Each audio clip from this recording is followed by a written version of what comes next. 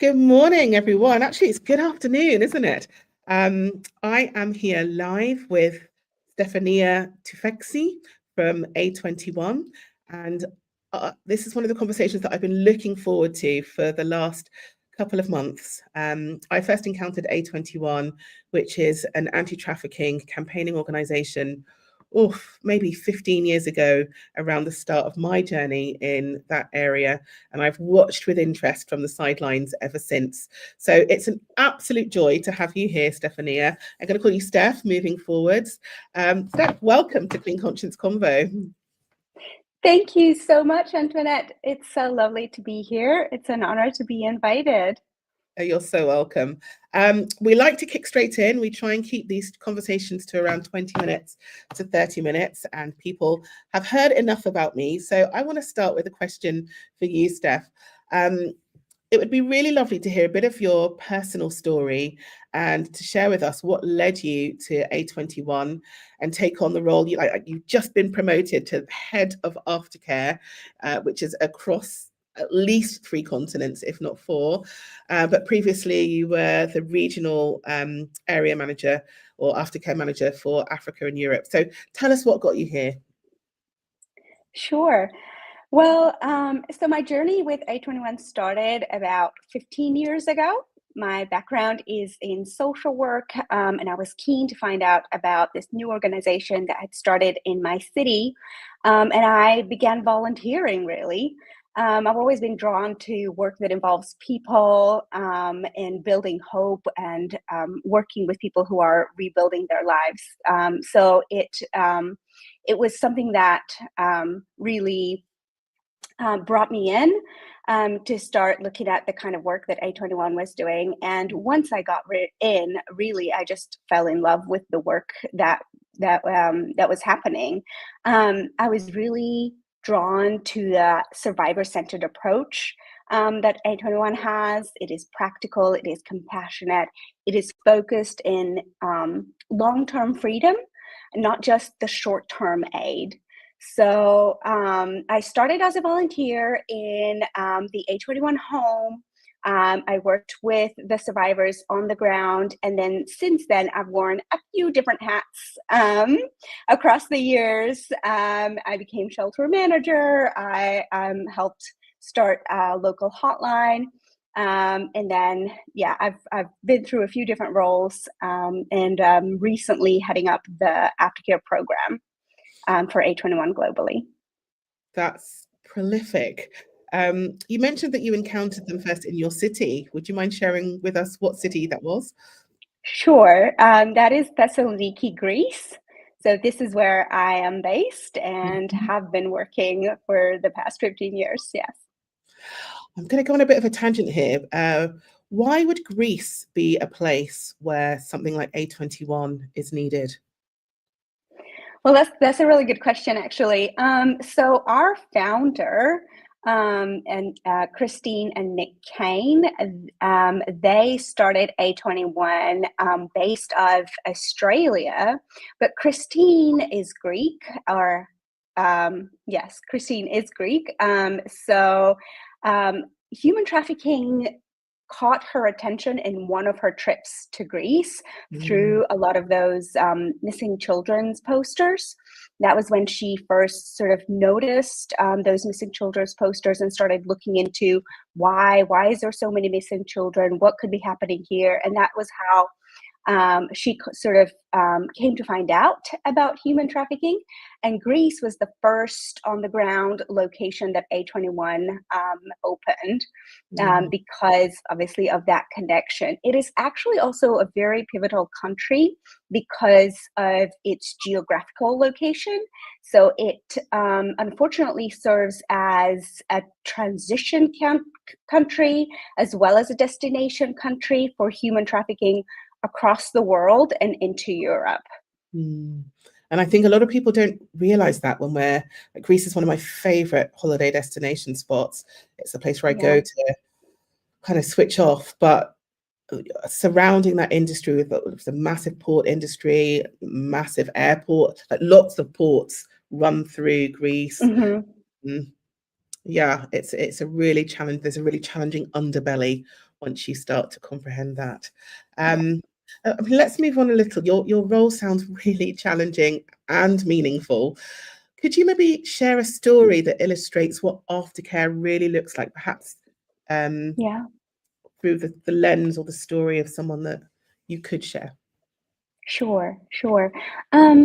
Yeah, I think very often people imagine aftercare as just housing or counseling, but it's really so much more than that. It's really about rebuilding hope, about walking alongside a survivor as they start to sort of get back on their feet and build their lives. There's so many people that have been through our program, and I'm so grateful to have met. There's several stories that stand out. I want to reference the story of a young lady who um, she had been trafficked. She'd been trafficked for labor. She had arrived in our program. She had no documents, next to zero local language. She didn't speak Greek or English, which really were the two main languages to communicate. She had no money, and a deep, deep sense of fear. She didn't trust anyone, which of course makes perfect sense given everything that she'd been through. Um, it's meeting people at that vulnerable state and figuring out the ways to show them that they're safe, bringing them into a secure place to stay, giving her access to medical care, but even just the basics like a warm plate of food, a cozy bed to rest. All of that is just like the first layer. Obviously, emotional safety takes time, and it takes weeks and months, and relationship, and a lot of work. But with patience and with consistent support, she began to open up. She began to want to participate in classes and in programs, um, even with the very limited communication skills. She still started to feel the safety around her and the care and the love from the staff and the team that were working with her. So even though she had been in Greece at the time for a year and a half, while she was trafficked, she had attempted to escape 3 times before she actually succeeded. She'd endured so much restriction and violence, and abuse. But over time, with the consistency and the care, and the different support programs, she was able to learn Greek and a little bit of English. She was able to get her first job eventually. She was able to start paying for her own rent and find her own place to stay. It really is not a linear process, and it takes much longer than people often assume. Like, people think that, oh, you just need to give them a bed and a safe place for a month or maybe 3 months, and then they'll be back on their feet. But it does take a lot longer than that. But when they actually get there, like this young lady, when she finally was able to have a stable home of her own, support herself with a legal job, and just be free to enjoy her life just like any young lady of her age. That's what aftercare really is about. That Mm. recovery, that empowerment, watching someone go from surviving to actually living. That's incredible. You mentioned that she was trafficked for labor. In Mhm. her particular case, can you remember what kind of labor she was engaged in? Sure. Um, she was part of a business on the background end. She was involved in all of the packaging and unpackaging, so she wasn't seen by the public. But she was on the back end of a store that a lot of people would walk in, but never actually see her. So real sort of sweatshop back room stuff. Yes. Mm-hmm. So that kind of leads nicely on to my next question, really. Many people imagine trafficking as something that's really far away, developing countries, or we don't even use that phrase anymore, but I think that's the narrative that happens for people. But the reality for the UK, that's my context, is that it happens here too. Do you think you'd be able to paint a picture of what makes someone vulnerable to exploitation in everyday life? Yeah, that's a really good point you're making, because actually, even myself, when I first found out about A21 and the work that they were doing, my initial thought was, what are they doing in Greece? These kind of things don't happen in Europe. These kind of things happen in other countries, whatever other countries we might have in mind at the time. But it is true that human trafficking happens everywhere. It just looks different in the different locations. And vulnerability can take many forms. But really, it can also be very ordinary. It can look like someone who has just lost their job and desperately need to provide for the family. It can be a migrant who doesn't really speak the language well or at all, or don't know their rights yet into the country that they're in. It can be a young adult who is aging out of the system, the care system, and they have no support or safety net. Traffickers look for opportunity. They don't necessarily see the weakness, but they see the opportunity. They spot those gaps in people's circumstances, and they step in to pretend to help. Most of the time, traffickers first appear as helpers. They would be offering jobs, they would be offering accommodation, or even just friendship. Once that trust is built, then they exploit it. So vulnerability isn't just about poverty as we tend to think about it. It is poverty as well, but it is also about isolation, about desperation, about lack of information. And that's why awareness is so important, because exploitation often starts with an offer that looks completely normal. Thank you. That's really comprehensive. So I kind of want to move towards my industry now. In the cleaning industry, I know from starting my business, Just Helpers, that exploitation can hide in plain sight. So a lot of the early stories of women joining my business were about being underpaid, paid late, or not paid at all, maybe experiencing sexual harassment in order to curry favor with their supervisor. I remember dropping one colleague home. She's a gorgeous house in North London, just beyond North London, and thinking, my goodness, she lives really well. And she explained it was a bit of a hothouse, really. It was a place where Eastern European men and women would land. She said, it's supposed to be no more than 10 people in an 8-bedroom house, but it could be upwards of 15 people sharing rooms, sharing mattresses, top and tailing. And she just said, it's a living hell.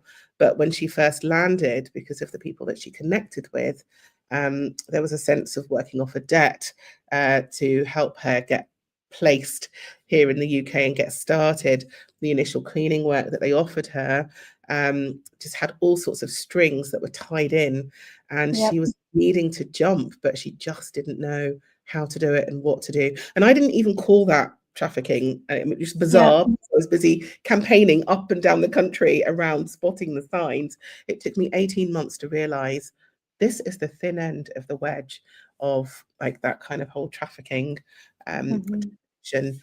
Exploitation is definitely happening here. So I wonder if you've got any other thoughts or observations in your experience over the last 15 years of how trafficking might show up in legitimate looking workplaces like ours. Yeah. Yeah, that's an important point to make. Exploitation often hides behind what looks legitimate. Mm, You can have workers in uniforms, you can have signed contracts, you can have invoices. Everything can look legitimate, but underneath there can be many, many things that are off. It can be wages that are withheld. It can be workers that are charged with additional fees for accommodation or transport. Maybe someone else controls their documents or bank accounts. Sometimes they are told, like you said, they're told that they owe a debt for their recruitment or for their travel because they've been brought into the country, and they have to work it off. There's usually in that system of debt, there's usually penalties that they have to that the traffickers keep adding on. So the debt never really goes away. You can't really pay it off because they will find any excuse to add on to it. mm. In the cleaning industry specifically, we see a lot of subcontracting. So that's where things can really get gray. There can be multiple layers between the worker and the main company, and then accountability can quickly disappear. So Mm. while the company might look perfectly legal, the conditions behind the scenes can be exploitative. And that's why transparency and direct employment are so powerful. It's just about closing the gaps where abuse and exploitation can hide. That's really useful. And it's definitely one of the challenges of the cleaning industry, the domestic cleaning industry in the UK. It's one of the things we're campaigning on at the moment in terms of taxation with the government, because it the burden of taxation exacerbates the challenges that employers face in terms of contractually engaging. And it just gives a lot of scope for that grey in the middle. Great if you're a bona fide organisation doing the right thing by your workers. Mm-hmm. You know, if you've got nefarious plans, then it's a really easy loophole to Yeah. exploit. I know for any cleaning business owners out there, one of the things that there's all sorts of things that we're mindful of. But one, getting 2 years worth of references for people, even if it's back in their country of origin, but it just charts a narrative that goes through more than one pair of hands of people that might have managed them. Two, linking their bank account to their name and their documents. It sounds really silly and small, but actually people that are trying to get paid into somebody else's bank account, there's a challenge there on some level. Mm-hmm. It just needs to be explored. It could be completely legitimate, it could be a husband and wife team, but at least ask the questions. Yeah. And three, just health checks, like even little things like spot checks. So our site, we do site checks, but there's a whole plethora of reasons why we do it, not just to check, is our colleague doing the right thing? That's part of it. But actually, is the client doing the right thing by them? How are they looking? How are they feeling? How are they sounding? Yeah. Can they come up? Do they have freedom to come out for a cup of coffee afterwards, or delays? All those Mm-hmm. things that you can bake into your business to ensure that Mm-hmm. people that are under your care are actually free and clear and thriving in your space. So just a few Yeah. things. Yeah. You've worked across Europe and Africa. Do you think there are any patterns or warning signs, in addition to what I've just mentioned, that business owners and managers in the UK could be aware Mm-hmm. of for potential exploitation? Yeah, yeah, there's definitely common patterns, no matter the country, really, Mm, and a lot of it is pretty much what you've discussed. So one of the main red flags is when workers seem very controlled. So noticing things like they're always accompanied by the same person. There's always someone who's speaking on their behalf. Another is when people don't have access to their own ID or their own bank cards. If also if people seem to give identical answers, like almost like it's rehearsed about where they live and how they were recruited for this job. If they're foreigners, even about how they traveled into the country, that's often a sign that they've been coached, because they do get coached. They do not allow victims of human trafficking to go outside into the world to meet civilians and people who will ask questions without having coached the victim about what the right thing to say is. So even asking those questions, you might get legitimately sounding answers, but it's all about reading between the lines and noticing, does what the person say match the way that they present themselves?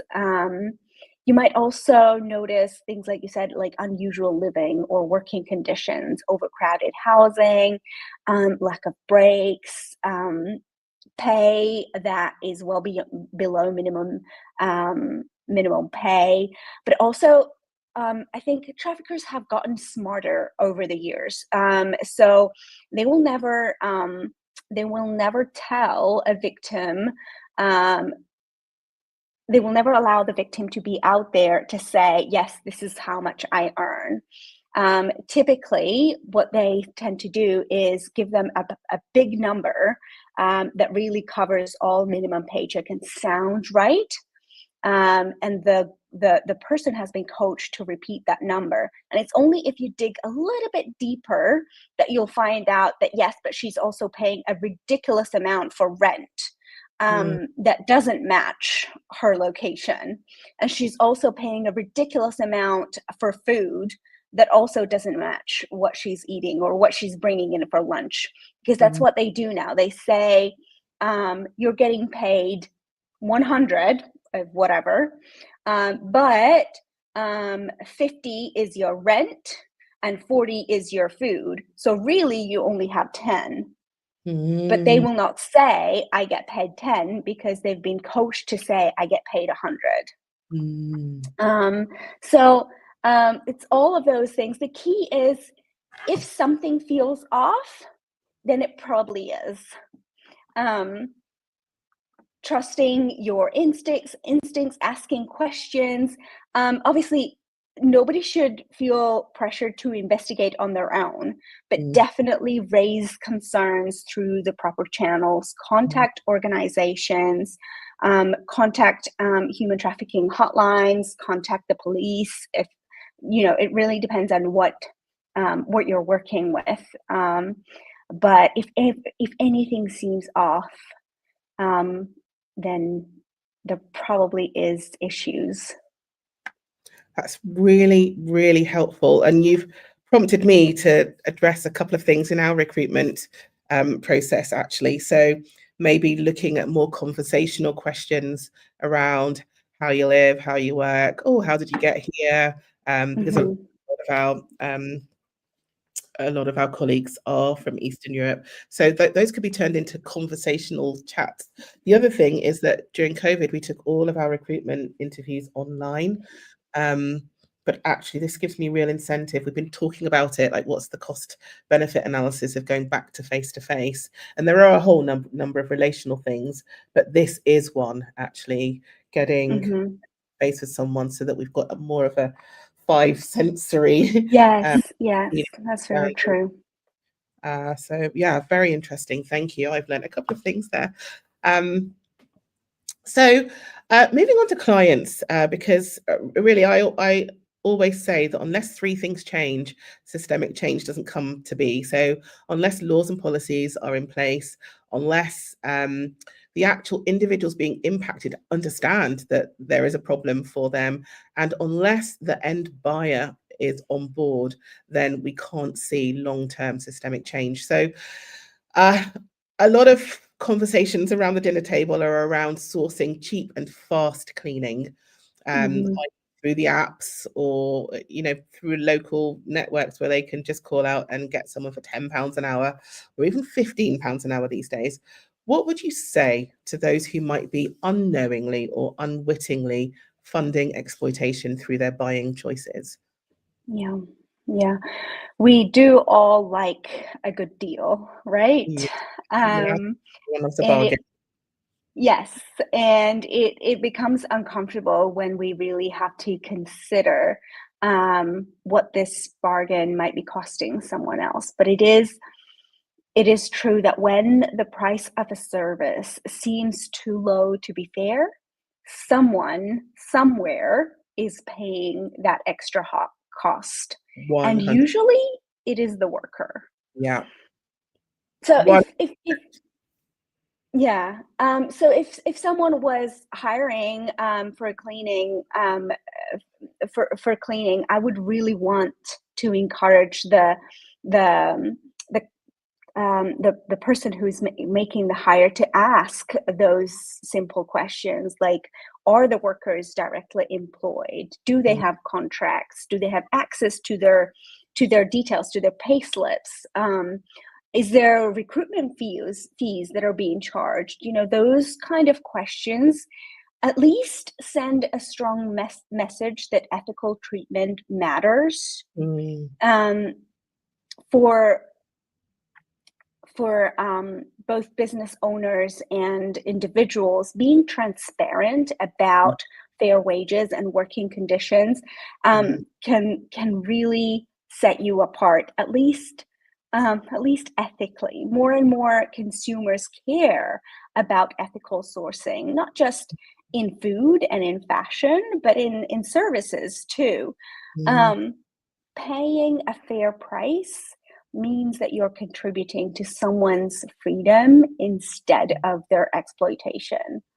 I really feel that this is a message that we should be making loud and clear, and something that we need to feel genuinely proud of, even mm, as individuals. That message has sort of started to be noted by larger organizations.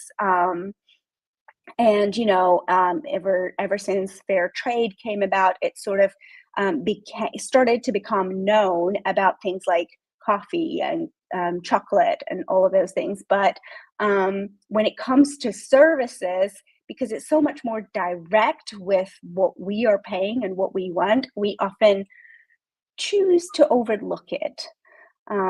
But yes, value integrity over cheapness. mm, And yeah, just choose to be funding someone's freedom, mm. rather than exploitation. Great. I couldn't have said it better myself. But it used to be one of my big mantras. If you're not paying, someone somewhere is. Um, let's make sure it's not the little guy. Um, Yeah. and it's a challenge. It's a challenge in our industry. There are all sorts of employment contracts that are out there. Um, and it's about doing your scrutiny and ensuring that whatever contract that is working for everyone, that it's a win-win Hmm. Yeah. situation. And I love that. Transparency is key. Any organization that's not going to, if you ask those direct questions, is not going to give you the nitty gritties, then alarm bells should be sounding in your mind. Um, Yeah. so we've got quite theoretical about it. I wonder if you could ground us a little bit in maybe sharing a story that shows the difference that fair and ethical employment has made in the life of someone, not just for their income, but actually one of the other things that we talk about, or two of the other things, is about their dignity and their Hmm. legacy, their future, for not just for them, but their family as well. Sure. Sure. I can. There's so many people who have survived forced labor. Mm, Um, they are they are drawn to seek work fast, but they have completely lost their confidence. It takes time to rebuild that confidence. I'm thinking of a guy who survived forced labor in a factory setting. Again, forced labor is not just I don't have the option to choose where I work. I don't have the option to choose anything. He was stuck. He was stuck within the factory grounds. He lived there. He worked there. He got a little bit of pay, nowhere near legal pay, but he got a little bit of pay. So he had that sense of, maybe if I keep working, I will manage to get myself out of this. I will pay my debt, or even if it is very small, maybe I can send it to my family back home, because that usually, not usually, but often, very often, it is that insensitive for them to just keep working through, because there's dependence, usually in another country, waiting for them. So this man was stuck, not specifically because of the income, but because he was trapped in a setting where he couldn't evolve. He couldn't ever bring his family to join him, or even take a trip back to see them.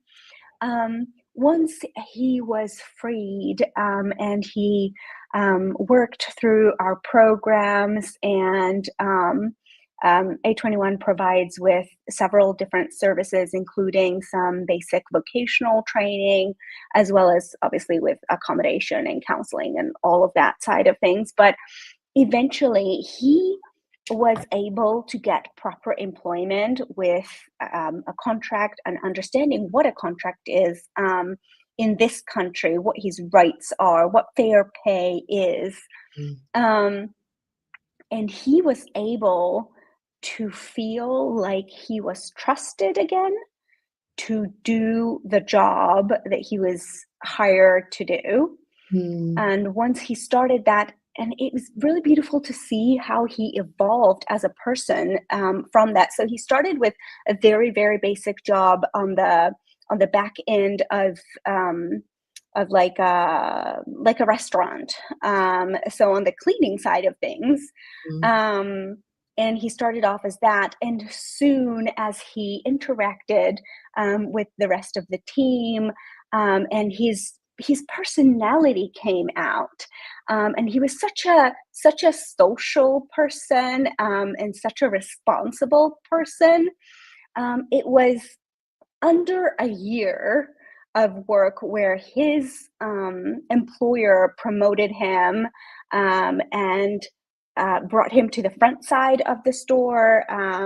He went into serving, and then he even went into being one of the team leaders that managed the rest of the service with the clients and so on. So it really is not just about the income, but it is about their own dignity. He was able, of course, to sustain himself and to send money home, but he was also able to work towards a goal. The last time I'd met him, he had said, look, I've got this wallet here, and I'm putting anything extra aside so I can go home and visit my wife and child again. It's not just about the money. It's all about him having his own personal life, his own personal goals, and feeling like he's not invisible. He's respected. I love that, visibility and autonomy, and that creates power and freedom. Amazing. We're coming to an end, but I know that A21 have a big Christmas appeal. It's something that we as a team supported last year. So actually, for anyone out there wanting ideas, we encourage a matched giving thing every year with our team. Whatever they put in individually, whether it's £1, £1, £100, we match from the company admin side. Yeah, it just brings so much joy to our team, I can't tell you. So it was really beautiful for us last year, because we were able to give our donation to a safe house in Bulgaria, where so many of my colleagues come from, and they just loved that. So for other, what can you tell us about your cleaning appeal? Why is it so focused on aftercare? Yeah. Tell us. Yeah. All right, so aftercare really is the bridge between crisis and lasting freedom. Awareness is super important to get the word out there. Rescue and recover is really important to get someone out of danger. But without aftercare, survivors are most likely to end up vulnerable again. So even if you remove them from the exploitative environment, and you put them back into the same environment that led them to be spotted by the trafficker, to be recruited, to be targeted, because they're still vulnerable. Their life hasn't changed. They've just been removed from one setting into another. So aftercare really focuses on changing that initial vulnerability. We really focus on emotional, financial, and social support. So our Christmas appeal really focuses on that because we want real long-term change. Aftercare covers things like therapy, like safe housing, like education, or vocational training, and community reintegration. Like I said in the beginning, those things don't just take 1 or 2 months. They are a journey for the survivor. We want to give tools for the people to be able to rebuild their lives and prevent re-trafficking or re-exploitation. So yeah, it's if you want to support A21's mission, you can partner with us by donating, by offering ethical employment opportunities, by asking the right questions before you employ someone, or just by raising awareness within your setting. Every bit of support helps to turn that freedom into a sustainable reality. And what a better season to do that than Christmas. Amazing. For anyone listening now, I will put the links to A21's Christmas appeal in this conversation as well. And there will, as you know, if you've been following for the last year, there'll be shorts that come out.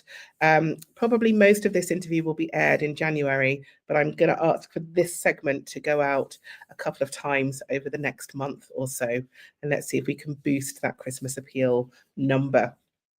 So my last question to you, maybe just like in a short, pithy statement, what could business owners watching now, and in particular cleaning business owners, like what's one practical step we could take this week to help protect vulnerable people? I think you said it all the way through, but just give us one clarion cry. Yeah. Okay, so I would say look over your own business and decide on one small decision that you make every day that will help build a culture of integrity, even when no one's watching. That is incredible. Thank you. And that's given me, like, that's now set off a whole chain of thoughts in my head.